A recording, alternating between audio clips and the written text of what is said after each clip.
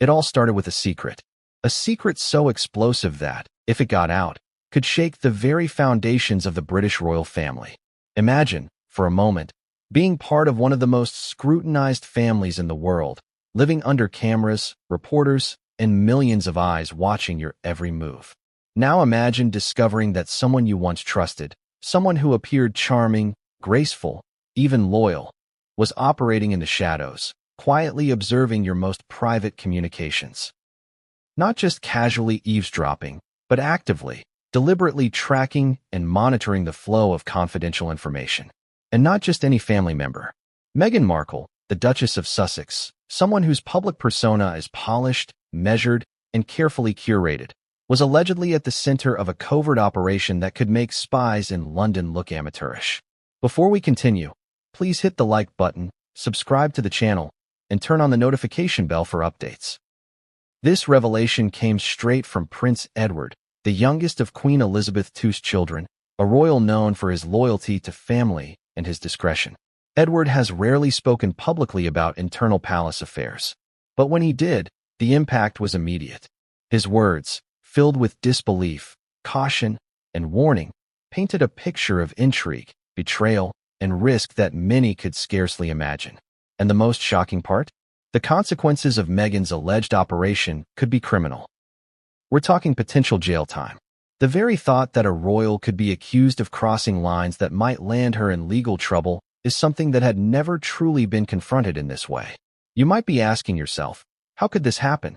Meghan has always presented herself as diplomatic, poised, even charitable. How could she possibly be linked to such a clandestine, high-stakes scheme? The answer, Edward says, lies in a mix of ambition, paranoia, and a desire to control information at all costs. In the palace, information is power. Letters, emails, even casual memos can carry weight. Every decision, every announcement, every private conversation is potentially consequential. And in a family where the throne, titles, and public image are everything, having access to the inner workings of correspondence isn't just a curiosity, it's a strategic advantage. Prince Edward's disclosure didn't happen in a vacuum. It followed months of palace tension, whispered rumors, and subtle signs of unease among senior staff. According to insiders, there were moments where aides noticed discrepancies, missing documents, unexplained access to certain communications, and unusually detailed knowledge of decisions that should have remained private. These small anomalies alone might have gone unnoticed by the public, but within the palace, where protocol is strict and loyalty is scrutinized, they raised alarms. Edward, always methodical and observant, decided it was time to take action. What he discovered would shock even those closest to the situation. Imagine the moment of realization. You are Prince Edward, walking through the corridors of a palace you have known your entire life. You have seen scandals, controversies, and headlines. You have managed crises with discretion, balancing the need for secrecy with the public's insatiable curiosity. But this time, it wasn't just a minor breach. This time, it was someone operating from within the family itself, someone who had gained the trust of staff and insiders alike, yet was allegedly monitoring correspondence in ways that could compromise the safety and reputation of the entire royal household. The shock, Edward said, was profound. And then came the confrontation. It wasn't public. It wasn't staged. It happened behind closed doors, in rooms where only a handful of trusted advisors could enter. Edward approached Meghan with questions, seeking explanations. What he found, according to sources, was a mix of denial, deflection, and carefully crafted justifications. The situation was tense, volatile, and unlike anything Edward had encountered in decades of royal service. The stakes were astronomical. The implications of the alleged operation weren't limited to mere gossip or headlines. They reached into legal territory. The very idea that someone could face jail for monitoring private royal correspondence was unprecedented, and yet the evidence Edward uncovered suggested that the possibility could not be dismissed. This is where the story becomes even more fascinating. Think about it. The public has seen Meghan in countless public appearances, charities, photo ops, and interviews. She is viewed as a global figure, a symbol of modern royalty breaking with tradition. Yet behind the scenes, if Edward's revelations are accurate, there was a hidden layer of strategy, secrecy, and surveillance. It's a contradiction that is almost impossible to reconcile. On one hand, Meghan is the face of openness, advocacy, and transparency. On the other hand, she allegedly engaged in clandestine activities designed to gather intelligence and monitor private family communications. How do we reconcile these two sides? How does the public digest such a paradox? Let's step back for a moment and consider the stakes. The royal family is not just a family, it is an institution. Its credibility, stability, and authority depend on the perception of loyalty, discretion, and integrity. When allegations of espionage, secrecy, or illegal monitoring emerge, it threatens not just individual relationships, but the entire institution. Edward himself was acutely aware of this. His decision to speak out wasn't motivated by personal grievance or public attention. It was motivated by a sense of duty to protect the family, the monarchy, and the legacy of his mother and elder siblings. And yet, there was a risk. Going public, even quietly within palace circles, exposed Edward to scrutiny. Critics could question his motives, the timing, and even the validity of his claims. The press, social media, and public opinion were unpredictable forces. But Edward believed that the truth needed to come to light. The level of secrecy, the audacity of the alleged operation, and the potential legal consequences were too significant to ignore. By now, you may be wondering, what exactly did Edward discover? What was the nature of Meghan's hidden operation? Who else was involved, knowingly or unknowingly? And perhaps most importantly, what could happen next? The answers are complex, layered, and full of twists that even seasoned royal watchers would find surprising. Edward's disclosures hint at a carefully orchestrated network of monitoring, accessing, and possibly even manipulating information that was never meant to leave private channels. It's a story that combines intrigue, ambition, and risk, elements usually reserved for spy novels or historical royal scandals, not the modern palace corridors of London. And here's where the curiosity gap becomes irresistible. Edward has not revealed everything yet. He has teased the scale of the operation, the potential targets, and the shocking consequences, but he has held back details that are so explosive they could dominate headlines for months. For the audience, that means there is much more to uncover. Each subsequent chapter of this story will peel back layers of secrecy, tension, and drama, revealing connections, decisions, and actions that no one outside the inner circle ever imagined. Think about it. We live in an era where every public figure's move is scrutinized, every statement analyzed, and every leak investigated. Yet, even with this scrutiny, the alleged operation remained hidden until Edward came forward. That alone speaks to the sophistication and audacity of what is claimed to have happened. The palace, for all its traditions and protocols, was momentarily caught off guard, and Edward's revelations forced everyone to reconsider assumptions about trust, loyalty, and the limits of power within the family. But here's the most important question. If Meghan's alleged actions were as Edward suggests, what does it mean for the monarchy? For the public's perception of the royal family? For the very concept of privacy and security within an institution that relies heavily on both? And how far will the consequences go, civil, criminal, or reputational? The answers are far from simple, and they form the core of why this story matters right now. Timing, after all, is everything. With royal events, media cycles, and public attention converging, the revelations could not have come at a more critical moment. The most imperceptible sign that something was amiss in the quiet corridors of the palace. Staff members noticed subtle irregularities, tiny anomalies that, in any other context, might have been dismissed. A letter misplaced, a memo read too closely by someone who shouldn't have seen it, a conversation that seemed to vanish from the usual channels of palace communication. At first, it seemed trivial, even mundane. But Prince Edward, ever vigilant and sensitive to the pulse of palace life, knew better. In a place where protocol is everything and secrecy is sacrosanct, even the smallest deviation can be a harbinger of something far more serious.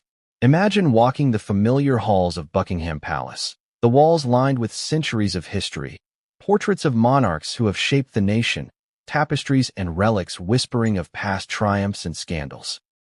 Now imagine realizing that the trust built over decades is being tested in ways you never anticipated. This was Edward's world, and the realization hit him like a jolt. Something was wrong, and it was coming from a source few could have imagined: Meghan Markle. Edward's discovery didn't happen overnight. It was a slow, creeping realization, built upon a series of small, almost innocuous observations. The staff had begun noticing patterns. Communications reaching unintended recipients, documents turning up in unusual places, and rumors circulating in staff quarters about someone taking an unusual interest in royal correspondence. Each incident, on its own, might have been chalked up to human error. But when Edward began to connect the dots, a pattern emerged, one that could not be ignored. The palace operates like a finely tuned machine. Each member of the household has a role, responsibilities, and a code of conduct that is understood implicitly. Yet within this system of rigid order, someone was quietly navigating pathways they shouldn't have, accessing information without authority, and observing the flow of communication with unnerving precision. The level of sophistication suggested planning, intention, and a deep understanding of palace procedures. In other words, this was not the work of an amateur. Edward recalled the exact moment he first suspected something more than mere carelessness. He had been reviewing correspondence related to upcoming royal engagements when he noticed a chain of emails that appeared to have been read multiple times by an unknown party. More troubling, there were annotations, subtle notes that hinted at insider knowledge, as if someone was tracking every decision, every response, every move the royal family was making. It was a pattern that could only mean one thing: deliberate observation. The implications were staggering. In the public eye, Meghan was a glamorous figure, a modern royal navigating charity events, fashion moments, and media appearances with ease. But behind closed doors, if Edward's suspicions were correct, she was engaging in an operation designed to monitor, and perhaps manipulate, the flow of information within the palace. It was the kind of revelation that could shake the monarchy itself. Trust, after all, is the foundation upon which the royal family operates. Without it, even centuries of tradition cannot protect the institution from internal chaos. Edward's initial reaction was disbelief. Could it really be true? Could someone so visible, so scrutinized, be conducting a secret operation under the radar? The idea seemed almost cinematic, the stuff of spy novels and intrigue-filled dramas. Yet the evidence he uncovered painted a different picture. One of meticulous planning, careful execution, and a willingness to bend or bypass rules to achieve one's objectives. He began discreetly investigating. Meetings with senior staff, quiet conversations with trusted aides, and an examination of records that were usually considered routine became part of a pattern-seeking exercise. Each piece of information added weight to the suspicion, and soon, what had started as a nagging doubt became a stark, undeniable reality. Someone close to the royal family was monitoring correspondence in ways that could not be overlooked. Edward's sense of duty compelled him to act. He understood the gravity of such an operation, not just in terms of familial trust, but also in legal terms. The royal household is governed by laws and regulations that protect private communications, and any unauthorized surveillance could carry severe consequences. This was no longer a matter of internal gossip or minor indiscretions. It was potentially criminal, and the thought that a member of the family could be implicated sent shockwaves through Edward's careful, measured mind. The palace is a world of protocol and routine, but it is also a world of human emotion, ambition, and, at times, envy.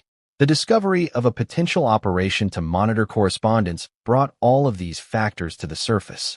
Staff members who had been loyal for years now felt the tension. Relationships that had been considered stable were suddenly under scrutiny. The air was thick with suspicion, uncertainty, and the quiet hum of anxiety. Edward approached the situation methodically. He did not rush to confrontation. He did not make hasty judgments. Instead, he gathered evidence, documented anomalies, and sought counsel from those he trusted implicitly. Each step was calculated, deliberate, and aimed at uncovering the truth without causing unnecessary alarm or scandal. Yet, even with caution, the stakes could not have been higher. Any misstep could lead to public exposure, media frenzy, and irreversible damage to the royal family's reputation. What made this leak particularly alarming was its scope. It wasn't a single document, a single conversation, or a single incident. It was a pattern of behavior spanning months, suggesting ongoing surveillance and observation. Edward realized that if left unchecked, this operation could influence decisions, compromise confidential information, and ultimately alter the trajectory of royal affairs. The question on his mind was no longer whether it was happening, but why it was happening, and to what end. Edward's discovery also had a personal dimension. He had observed Meghan's interactions over the years, noting her intelligence, charisma, and ambition. But ambition, in the context of the royal family, can take unexpected forms. What might have appeared to the public as mere curiosity or involvement in family matters was, according to the evidence, something more calculated. The realization that someone he considered family, or at least a member of the extended royal circle, could be engaged in such a clandestine operation was emotionally jarring. As the investigation continued, Edward began to piece together the network of activity. Staff members who had unwittingly facilitated the operation were identified. Patterns of access, timing, and communication were meticulously mapped. Every observation, every anomaly, became a data point in a larger picture that was gradually coming into focus. It was a painstaking process, demanding patience, discretion, and analytical rigor. And then, the most shocking element emerged. The operation was not merely passive observation. It appeared to involve active engagement. Strategically acquiring information, understanding internal communications, and potentially influencing outcomes. This was no longer a minor breach of protocol. This was a full-fledged operation, one that, if true, could carry serious legal ramifications. The gravity of the situation became undeniable. Edward realized that disclosure, though dangerous, might be necessary. He faced a dilemma. Confront the situation internally and risk being ignored or dismissed, or escalated in a way that would ensure the truth could not be buried. Every decision carried risk, every step forward had potential consequences, and every revelation could lead to shockwaves both within the palace and in the wider world. Imagine being in Edward's shoes. The corridors of Buckingham Palace, the weight of centuries of tradition, the eyes of the world on the family, and the knowledge that someone close could be undermining it all. It was a moment of high tension, of moral reckoning, and of urgent decision-making. The stage was set for a confrontation that would reveal not only the scope of the operation but also the character, intentions, and audacity of those involved. And as Edward prepared to take the next step, he could not have anticipated the magnitude of what he was about to uncover. The revelations that followed would not only confirm his worst fears, but also introduce twists, betrayals, and risks that were entirely unforeseen. The palace, the public, and even Meghan herself were about to be drawn into a story of secrecy, strategy, and unprecedented intrigue. The moment had arrived. After weeks of discreet observation, cross-checking documents, and piecing together anomalies, Prince Edward knew that silence was no longer an option. The whispers and suspicions that had hovered like shadows in the palace corridors could not be ignored. He had gathered enough evidence to confirm what his instincts had been warning him for months. Someone close to the family was engaged in a covert operation to monitor the flow of private correspondence. And the person at the center of it all was Meghan Markle. Edward's decision to speak out was not taken lightly. Within the royal family, discretion is paramount. Public statements, especially those implying wrongdoing within the family, are rare and carefully vetted. Yet, this was not a matter that could be contained by palace walls. The implications were too serious. The trust of the royal family had been compromised. Sensitive information that should have remained confidential had been accessed without authorization. And, if left unaddressed, the potential fallout could be catastrophic. Imagine the tension of walking into a private briefing room, surrounded by trusted advisors and staff members who had served the family for decades. Edward's voice was measured, but his message was stark. There was an ongoing operation, sophisticated in design, targeting royal correspondence. The reactions in the room ranged from disbelief to concern, but Edward remained resolute. Every fact he presented was carefully documented, every anomaly backed by evidence. The room fell silent as he laid out the findings, the gravity of the situation sinking in. Edward recounted the patterns he had observed. Documents accessed without proper authorization, emails read multiple times by unknown individuals, and notes indicating a level of knowledge that could only come from active surveillance. Staff members who had unwittingly facilitated the operation were identified, and timing of certain communications suggested deliberate monitoring. It was a level of intrusion unprecedented in the modern royal household. What struck Edward most was not just the audacity of the operation, but the intelligence behind it. This was no clumsy attempt to snoop. The operation was sophisticated, meticulously planned, and executed with precision.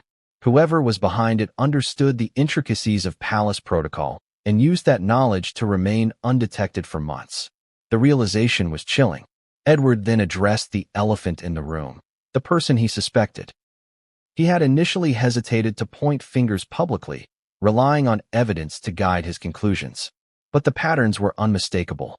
Meghan Markle, he explained, had been positioned in ways that allowed her access to critical information. Her network, influence, and understanding of palace operations made her uniquely capable of executing such an operation. The room was stunned into silence. To suggest that a senior member of the family might be conducting surveillance on her own relatives was unthinkable, and yet the evidence was compelling. The implications of Edward's disclosures were immediate and far-reaching. This was not merely about family trust. There were potential legal consequences. The unauthorized monitoring of correspondence could constitute a criminal offense under UK law. The palace could face scrutiny not only from the public, but also from legal authorities. The stakes had never been higher. Edward's speech was both measured and dramatic. He was careful not to speculate beyond the evidence, but made it clear that the situation demanded urgent attention. Staff members nodded gravely, understanding the weight of the claims. The palace, an institution steeped in centuries of tradition, had rarely faced a crisis of this nature from within. This was an unprecedented challenge, and Edward's courage in speaking out set the stage for a confrontation that would shake the very foundations of the royal household. After the briefing, Edward reflected on the delicate balance between loyalty and responsibility. On one hand, family bonds are sacred, and loyalty is expected. On the other hand, the integrity of the monarchy, the safety of sensitive information, and the public trust could not be compromised. He knew that revealing the truth was risky, but failing to act could have far more dangerous consequences. The palace, after all, is an institution that relies on the perception of order, discretion, and loyalty. A breach like this threatened not only individual relationships, but the stability of the monarchy itself. The following days were tense. Edward convened additional meetings with senior aides, carefully documenting every aspect of the operation. He cross-referenced communications, traced anomalies, and identified key moments when unauthorized access occurred. Each revelation added to the growing concern that the operation had not only been sustained, but also strategic. It was not random, nor was it impulsive. Every action had purpose, every move calculated to gather information without raising suspicion. As the investigation deepened, Edward realized that this was bigger than anyone had imagined. The operation extended beyond casual monitoring. There were signs of active engagement, deliberate access to sensitive communications, and even subtle attempts to influence decisions. The audacity and sophistication of the operation left Edward both alarmed and incredulous. He knew that the next step would be critical. The palace could not ignore these findings, but confronting Meghan directly carried risks. Any misstep could escalate the situation, provoke a defensive response, or even spark a public scandal. Edward, however, was determined to act. He approached the situation with a mixture of caution and resolve, understanding that the integrity of the royal family, and potentially the law, was at stake. Imagine the tension in the room when Edward finally presented the evidence to the inner circle. Documents meticulously organized, patterns highlighted, and every detail explained. The reactions were a mix of shock, disbelief, and concern. Staff members who had long served the family were stunned. They had never witnessed anything of this magnitude. The evidence was clear, yet the audacity of the operation was almost unimaginable. Edward's revelations did not stay contained. Even within the palace walls, the word began to spread. Rumors, whispers, and speculation grew as aides processed the gravity of the situation. The public would soon catch wind of the story, and the media would seize on every detail. Edward knew that controlling the narrative would be difficult, but presenting the facts with clarity, precision, and credibility was essential. And yet, despite all the preparation, the most shocking revelation was yet to come. Edward had documented patterns, gathered evidence, and confirmed the operation, but the full extent of Meghan's alleged actions remained hidden. The next stage would reveal not only the depth of the operation, but also its potential consequences.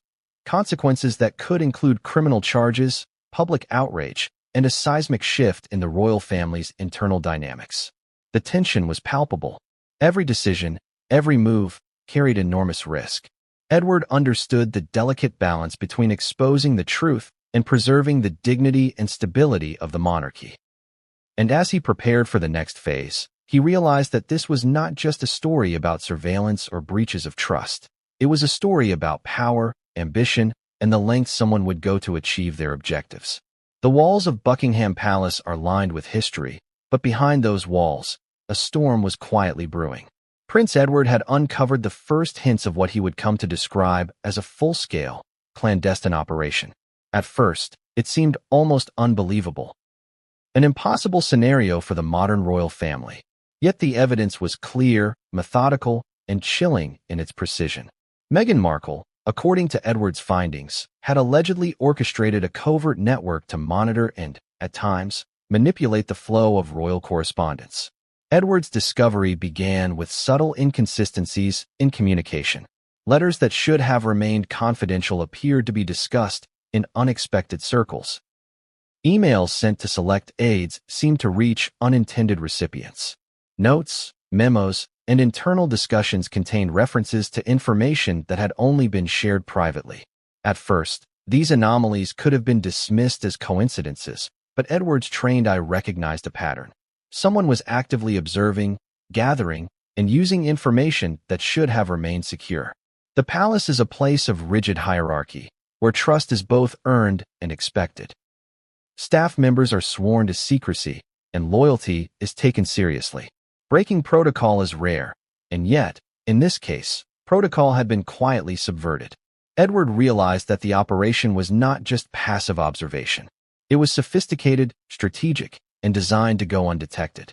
Whoever was behind it understood the rhythms of palace life, the meetings, the correspondence, the internal checks, and had found ways to exploit them without raising immediate suspicion. The mechanics of the operation, as Edward pieced together, were both subtle and audacious. Staff members were unknowingly positioned as conduits, documents and communications were intercepted without detection, and knowledge was acquired incrementally, creating a comprehensive understanding of internal decision-making. It was a classic case of insider intelligence, executed under the guise of ordinary palace activities. Imagine the skill required to pull off such an operation. The palace operates with strict protocols, clear chains of communication, and close oversight. To navigate this system without detection required intelligence, planning, and an understanding of human behavior. Edward described it as a blend of espionage and manipulation, a careful balance of observation and subtle influence. The audacity of it was staggering. The very person tasked with being part of the family's inner circle had allegedly positioned herself to observe, understand, and, in some cases, potentially influence critical communications. Edward began mapping the operation, tracking patterns of access, timing, and information flow. He noted that certain communications were disproportionately monitored, suggesting that they were of particular interest. The questions arose naturally. Why these communications? What was the goal? Was it personal, strategic, or something else entirely? Each answer seemed to lead to more questions, more layers, and a more complex web of activity than Edward had initially imagined. The emotional impact on Edward was significant. Discovering such a covert operation within one's own family is not just a matter of policy or procedure, it is deeply personal. The sense of betrayal cut across professional concerns and touched on fundamental questions of trust and loyalty. Edward was faced with reconciling his understanding of Meghan as a family member with the evidence suggesting her involvement in actions that were, by any standard, a breach of trust, and potentially illegal. As he delved deeper, Edward began to uncover the operation's sophistication. It was not merely about reading letters or listening to conversations. It involved timing, coordination, and selective targeting. Certain pieces of correspondence were monitored more than others, suggesting that the operation was guided by strategic objectives rather than casual curiosity. The level of planning implied foresight and intelligence. This was not an impulsive act, but a calculated effort to acquire information. The palace staff, once informed discreetly by Edward, were shocked. They had unknowingly facilitated parts of the operation, never realizing that the trust they had extended to Meghan was being exploited. The psychological impact was palpable. Employees who had dedicated years to service, who had been loyal and discreet, suddenly realized that their actions may have been observed, recorded, and used in ways they could not have anticipated. The atmosphere of the palace shifted from routine calm to tense vigilance. Edward, ever methodical, continued to trace the extent of the operation. He compiled timelines, documented anomalies, and connected incidents that had previously seemed unrelated. The resulting picture was one of careful orchestration, information gathering, selective observation, and strategic monitoring designed to give the operator a comprehensive understanding of internal family dynamics and decision-making processes. One of the most startling elements of the operation was its subtlety. It had been executed in a way that allowed Meghan to maintain the appearance of normalcy, blending observation with everyday interactions. Public appearances, charitable engagements, and personal interactions all served as a cover, making the operation nearly invisible to those outside the inner circle. Edward marveled at the audacity. The public only saw a poised, charismatic figure, while behind the scenes, a network of intelligence was quietly at work. The implications were staggering. Such an operation, if confirmed, could compromise trust within the royal family and pose legal risks. The unauthorized monitoring of correspondence, combined with strategic observation, suggested that the operation was not only an internal breach of protocol, but could also be construed as a criminal act under UK law. The stakes were no longer just reputational. They were legal and personal. Edward began preparing for the next steps. The evidence needed to be presented to senior members of the family, and careful consideration had to be given to timing, messaging, and strategy. The palace could not afford missteps. Public exposure would bring global scrutiny, intense media coverage, and political implications. Yet the longer the operation remained unaddressed, the greater the risk to the integrity of the monarchy. As he reflected on the operation, Edward recognized another crucial element: intent. Understanding why Meghan allegedly engaged in this network was as important as uncovering how it operated. Was it a matter of personal ambition, a desire for influence, or a calculated effort to anticipate decisions? Every potential motive carried implications for how the royal family, legal authorities, and the public might respond. Edward's revelations were also a cautionary tale about the limits of perception. Public appearances and media portrayals can mask actions behind closed doors. The sophistication of the operation demonstrated that appearances can be deceiving, even in an institution as scrutinized as the British monarchy. The lesson was clear. In the palace, nothing is ever as simple as it seems. By the end of his investigation into the secret operation, Edward had compiled a comprehensive dossier. Patterns were identified, anomalies documented, and potential motives outlined. The evidence painted a picture that was both astonishing and unsettling. This was not speculation or rumor. It was a methodical uncovering of activity that suggested a covert network within the very heart of the royal family. It's hard to imagine how something so audacious could remain hidden within the walls of Buckingham Palace. The palace is a fortress of protocol, where routine, hierarchy, and oversight are meticulously enforced. Every memo, every letter, and every internal decision passes through layers of scrutiny. Yet, somehow, Meghan Markle's alleged operation to monitor royal correspondence managed to go undetected for months. How could it be possible? How could someone infiltrate the very channels designed to maintain security and trust without raising immediate alarm? The answer lies in a combination of cunning, timing, and the subtle exploitation of human behavior. Prince Edward spent countless hours retracing the path of the operation, trying to understand how it remained invisible to everyone else. The key, he realized, was subtlety. This was not a reckless or crude attempt at espionage. There were no glaring mistakes, no obvious signs, no careless breaches. Instead, the operation was designed to blend seamlessly with normal palace activity. Every move, every observation, was calculated to appear innocuous. Documents were accessed under the guise of legitimate interest, conversations monitored during routine meetings, and information gathered incrementally, so that no single action seemed suspicious. Think about how human psychology works in a highly hierarchical environment like the palace. Staff members are trained to respect authority, follow protocol, and trust the judgment of senior royals. They are loyal, efficient, and conditioned to avoid questioning instructions. Meghan allegedly used this to her advantage, embedding herself within normal channels of communication, participating in meetings, and gaining the trust of aides who had no reason to suspect ulterior motives. In other words, the operation thrived on trust and routine, the very qualities that make palace operations effective under normal circumstances. Edward also observed that timing played a crucial role. Certain communications were monitored at moments when oversight was lower or when key personnel were preoccupied. By exploiting natural lapses in attention, the operation was able to access critical information without triggering suspicion. This wasn't luck, it was strategy. Every timing decision, every intercepted letter or memo, was part of a carefully choreographed effort to remain invisible. Another element was selective focus.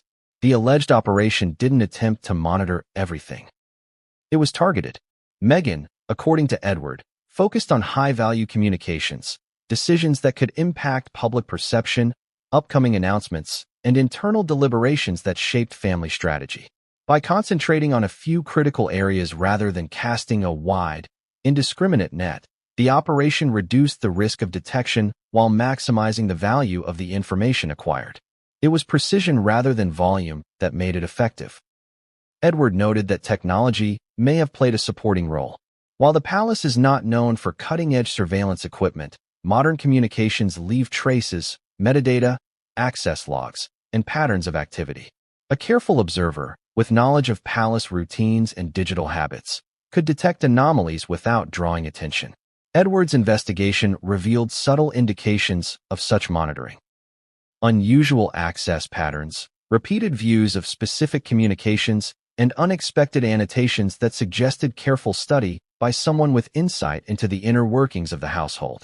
Yet, it wasn't just strategy and timing that allowed the operation to go undetected, it was also people. Staff members are human. They make assumptions, trust cues, and often follow routines without questioning them. Meghan's alleged ability to cultivate trust and integrate into normal workflows allowed her to exploit this human element. The very strengths of palace operations, discipline, loyalty, and routine, were leveraged against the system to enable covert monitoring. Edward also realized that the operation's subtlety had another layer. It used ambiguity to its advantage. Actions that could have been interpreted as curiosity or diligence were instead part of intelligence gathering. Staff members, seeing only the surface, had no reason to question the intent behind routine behaviors. This created a layer of plausible deniability, shielding the operation from suspicion while allowing access to critical information. The genius, or audacity, of the operation was in its invisibility. Each action, taken alone, seemed harmless. A glance at a document, a note made during a meeting, or a casual question could be explained in benign terms. But when Edward began connecting the dots, the cumulative effect was undeniable. Patterns emerged, inconsistencies became apparent, and the realization hit. This was not random. It was a carefully orchestrated, ongoing effort to gather intelligence from within the family itself. Edward's analysis extended beyond mechanics to psychology. He understood that any attempt to confront or monitor the operation could backfire if done prematurely. Acting too soon might alert the operator, leading to increased secrecy or defensive maneuvers. Therefore, he needed patience, observation, and careful planning. The operation's undetectability depended not only on Meghan's actions, but also on Edward's own strategic restraint. He had to strike a balance between vigilance and discretion, ensuring that the investigation did not itself become compromised. The scale of this invisibility was staggering. Edward estimated that months of information had been quietly collected without raising alarms. The operator had effectively navigated one of the most structured, hierarchical, and scrutinized environments in the world while remaining undetected. This was not just a lapse in security. It was a masterclass in covert operations, and it left Edward both impressed by the audacity and alarmed by the implications. Edward also considered the historical context. The British monarchy has faced espionage and leaks before, but usually from outsiders or political actors. Never before, he realized, had an operation of this nature been conducted from within the family itself. The combination of access, trust, and subtlety created a perfect storm, allowing the alleged operation to exist undetected in an environment designed to prevent precisely such breaches. And yet, Edward knew that the operation could not remain hidden forever. Even the most careful efforts eventually leave traces. It was the anomalies, the letters, the emails, the small but consistent patterns that finally revealed the truth. Once Edward connected these dots, the scale and audacity of the operation became undeniable.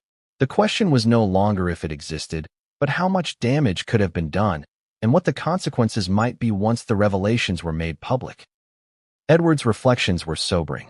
The operation's undetectability was a testament to its sophistication, but also a warning about the vulnerabilities inherent even in the most disciplined institutions.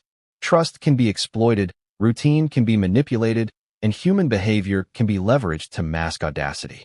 It was a lesson in vigilance, strategy, and the complexities of modern palace life, one that few outsiders would ever understand. But Edward's investigation was only beginning. While he had uncovered how the operation had gone undetected, the next discovery would reveal what had been collected, who had been affected, and just how far-reaching the consequences might be. The palace, the public, and even Meghan herself were on the verge of a revelation that would change everything. By the time Prince Edward began to piece together the full scope of the operation, the reality was impossible to ignore.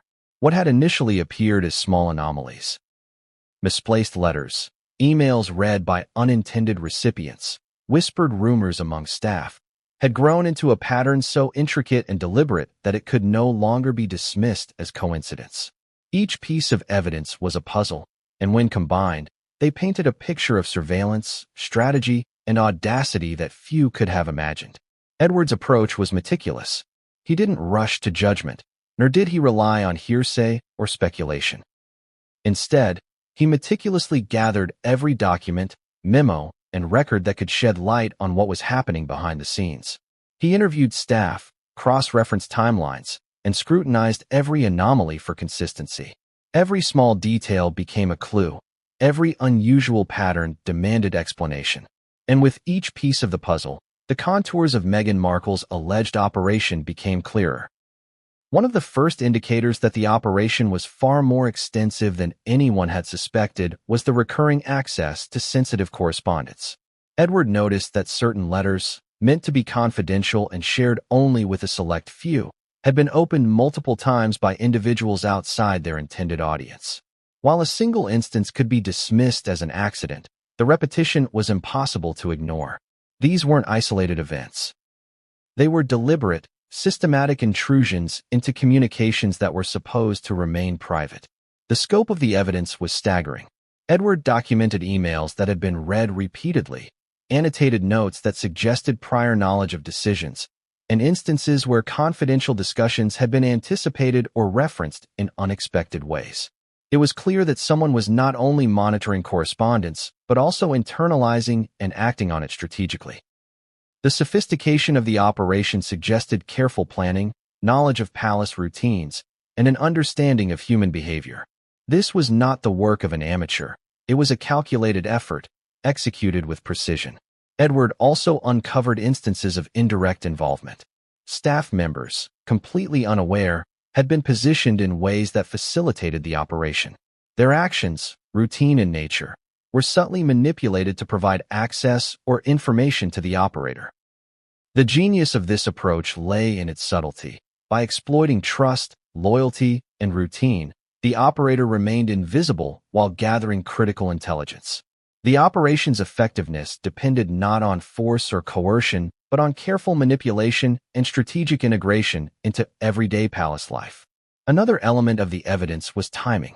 Certain communications were accessed at moments when oversight was lower or when key personnel were otherwise engaged. The pattern suggested deliberate planning, monitoring not only what was communicated but also when and how it was accessed. By observing patterns in palace workflow, the operator maximized access while minimizing risk of detection. This was surveillance at its most sophisticated, hidden in plain sight. Edward's emotional response to the evidence was complex. On one hand, he was impressed by the audacity and intelligence behind the operation. On the other, he was deeply disturbed by the breach of trust it represented. To realize that someone within the family, or closely connected to it, could execute such a strategy was unsettling. The personal betrayal was compounded by the potential legal implications. Unauthorized surveillance of correspondence could constitute a criminal offense, carrying consequences that extended beyond the palace walls. Edward knew that documenting the evidence was only part of the challenge. He needed to understand intent. Why would Meghan allegedly undertake such a calculated operation? Was it motivated by personal ambition, a desire for influence, or some other objective? Understanding motive was crucial because it would shape how the palace, the public, and legal authorities would respond. Every piece of evidence needed to be contextualized, not only in terms of action but in terms of purpose. The more Edward analyzed, the more troubling the picture became. The operation had implications for the family's decision-making processes, potentially influencing outcomes in ways that were invisible to most. It wasn't just passive observation. It was active intelligence gathering with the capacity to shape strategy and decisions. The level of sophistication, combined with the potential impact, made the operation unprecedented in the history of the modern monarchy. Edward's investigation also revealed that the operation had layers of redundancy. Multiple channels were used to gather information, ensuring that if one avenue failed, another would provide access. Notes were cross-referenced, patterns analyzed, and behaviors observed across different contexts. This redundancy made detection even more difficult and highlighted the depth of planning behind the operation. Every step, it seemed, had been anticipated, calculated, and executed with precision. The palace staff, when made aware of portions of the evidence, were understandably shaken. Loyal aides who had served for decades suddenly realized that they had unwittingly facilitated an operation they never imagined. Their trust had been exploited, and the consequences extended beyond professional embarrassment. In a system built on loyalty and discretion, this breach was deeply personal. The emotional fallout was immediate. Anxiety, doubt, and a pervasive sense of unease took hold. Edward was acutely aware that the evidence, while compelling, could be contested. The public might question the validity of the claims, the media might sensationalize them, and Meghan herself could respond with denial. That made the careful documentation and analysis of the evidence critical. Each piece needed to be verifiable, each pattern undeniable. The strength of the case rested on clarity, precision, and the ability to withstand scrutiny. Yet, even with all the evidence collected, Edward knew that the full scope of the operation had not yet been revealed. There were still questions about the objectives, the extent of the information gathered, and the potential consequences for those involved. What had been collected? How was it being used? Who else might have been implicated, knowingly or unknowingly? These questions would form the basis of the next phase of investigation. And the next phase of revelations would shock even those familiar with palace intrigue. Edward's careful assembly of evidence also served another purpose. It prepared him for confrontation. To address the operation effectively, he needed to present his findings clearly, convincingly, and without ambiguity. Every anomaly, every pattern, and every observation was documented in meticulous detail. The goal was not only to reveal the operation but to make it undeniable, leaving no room for doubt about its existence or its implications. As the evidence mounted, Edward's resolve strengthened. The operation's audacity, sophistication, and subtlety were impressive, but they were also dangerous. If left unchecked, it could compromise trust, disrupt decision-making, and potentially create legal liabilities for the palace. Acting decisively was not just a matter of protocol. It was a responsibility to family, institution, and public trust. And yet, as Edward prepared to take the next step, he realized that what he had documented so far was only the tip of the iceberg. The next revelations would reveal not only the full scale of the operation, but also the consequences that could ripple through the palace and beyond. The stakes were higher than ever, and the story was only beginning to unfold. Every covert operation depends not only on the intelligence of the person orchestrating it, but also on the unsuspecting network that enables it. Prince Edward's investigation revealed that Meghan Markle's alleged operation did not exist in isolation.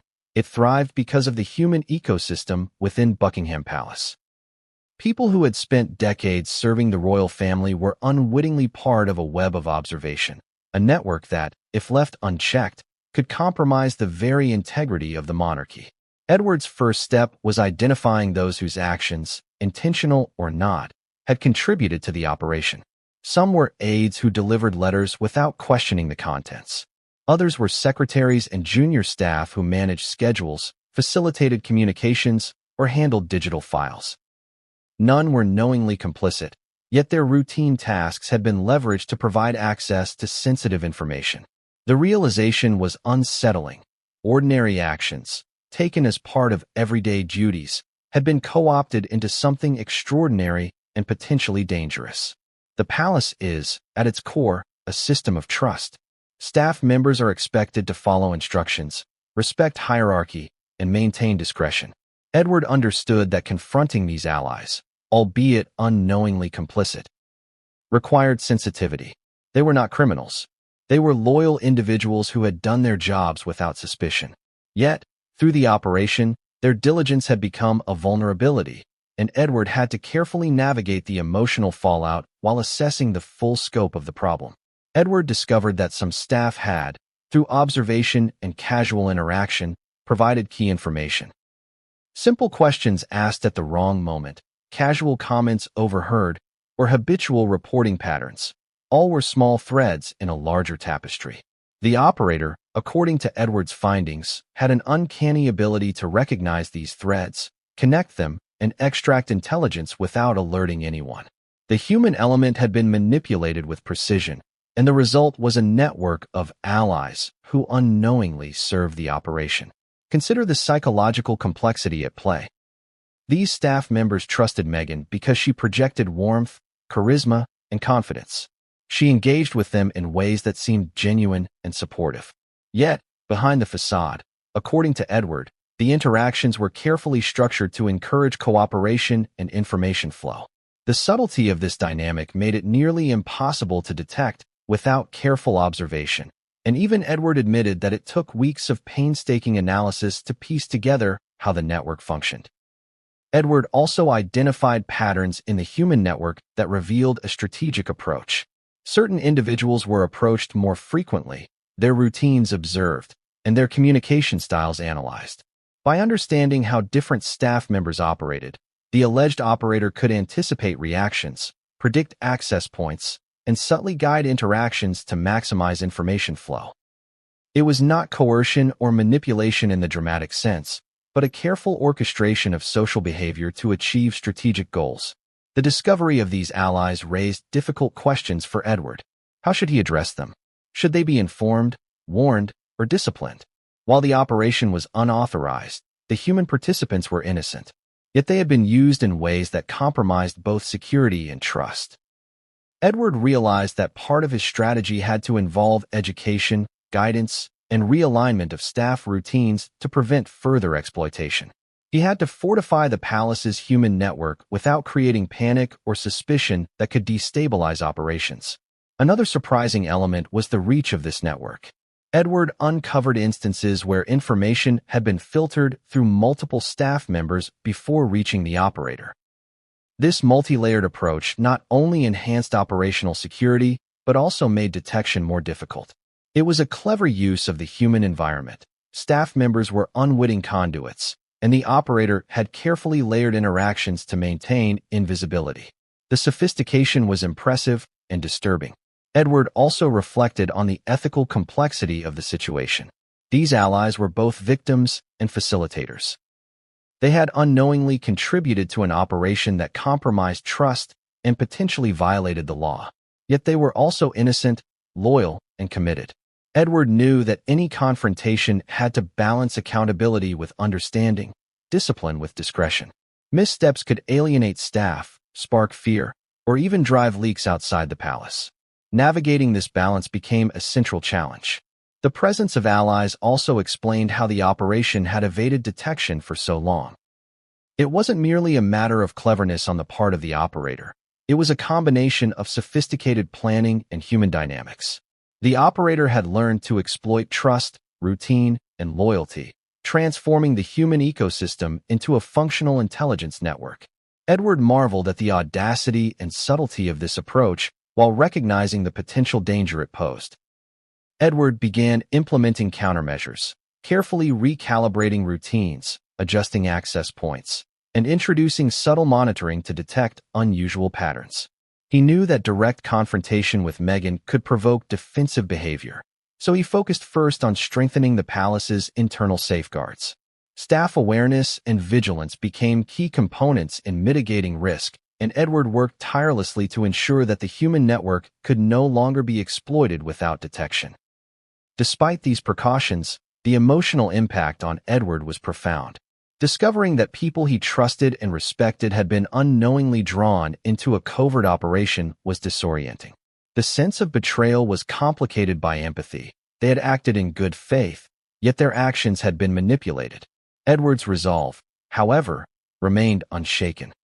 Protecting the integrity of the monarchy required strategic action, careful documentation, and unflinching attention to both human and procedural dynamics. The human network also highlighted the audacity of the alleged operator.